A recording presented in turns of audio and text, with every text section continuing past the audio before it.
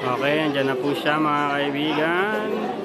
Unti-unti na po siyang naglalakad. Dinahanap po niya ako. Nakita na niyo ako. Hindi pa niya ako nakikita. Ayan na siya. Sa Auckland.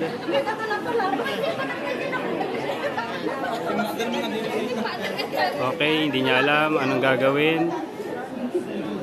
Natutulala pa siya. Ayan na, hindi pa rin niya ako nakikita. Nasa harap lang niya ako. Susubukan niya akong i-contact. Habang dinadial-dial niya pa. Nandito lang ako sa harapan niya, hindi niya alam. Ayan na, tumatawag na siya sa phone ko. Hindi ko sinasagot. Nandito lang ako, hindi niya pa rin ako nakikita.